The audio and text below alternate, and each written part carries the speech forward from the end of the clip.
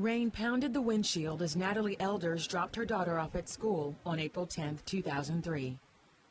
Her husband, Dwayne, left earlier to open the family convenience store for the day. Then his phone rang. Natalie had been T-boned by a pickup truck. The car had been hit bad and knocked back against the guardrail. I was looking for Natalie, of course, and Natalie they'd already got her out of the car. She was in the ambulance, and the paramedics were working with her at the time. She was lifeless. The local hospital couldn't handle Natalie's multiple trauma injuries, so the family followed the ambulance to nearby Asheville, North Carolina.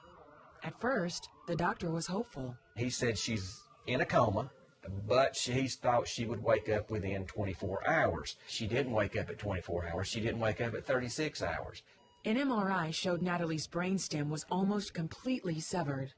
If she ever woke up, she would be a lifetime quadriplegic. My faith in God was the only thing I had. On the day of Pentecost, God sent us the Comforter. And that's pretty much what I had. For 10 days, family and friends waited and prayed. On Good Friday, doctors sat Dwayne down. He told us that without divine intervention, there was no chance, that Natalie was not going to probably ever wake up. And he said, I want to meet back with you on Monday. And he said, at that point, he said, I want you to think about taking her off of life support. I guess in my mind, I thought it was pretty well over. We was going to have to make a decision Monday. And at that point, I said, God, boy, it sure would be nice to have a miracle performed. I know you can do it. It's Easter, and wouldn't this be a great time? Word spread of Natalie's condition.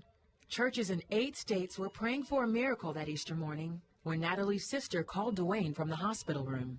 And she said, would you like to have some good news? And she said Natalie had woke up.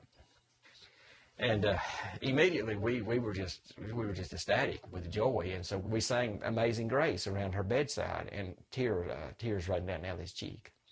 But that was the pretty much all the response we had, but it gave us hope. Despite the doctor's grim prognosis, Natalie quickly improved.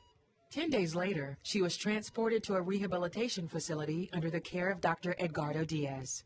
When Natalie came, she was in a very bad situation. She was confused. She was not oriented. She was not eating by herself. She had a feeding tube. Essentially, she was what we call total care. We had to do everything for her. Natalie began the slow process of rehabilitation. It was May, and the doctors expected her to spend Christmas in the rehab hospital. To everyone's surprise, she walked out 6 weeks later. All this trauma and the way she came and the way she left, I was very pleased too that she made that good recovery in what I consider a short period of time. God is an intensely powerful God. What was going to take me many months or even over a year to do, God did through me in just a matter of weeks. He can heal the blind. He can raise the dead. He can do whatever it is that he wants or needs to do or in his will. The miracles that he worked in my life, it didn't stop when he woke me up. First they said I would never wake up, and I did. Then they said I would be a lifetime quadriplegic. They needed to just put me in a nursing home. They said it would take 12 to 18 months for me to be anywhere near ready to go home, and in 6 weeks I walked out. So God was in control the whole time.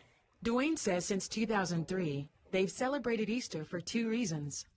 It's when our Lord rose on that third day, but it's also the day Natalie rose from the dead too, I believe. A miracle was performed that day, and I just have to give God the glory.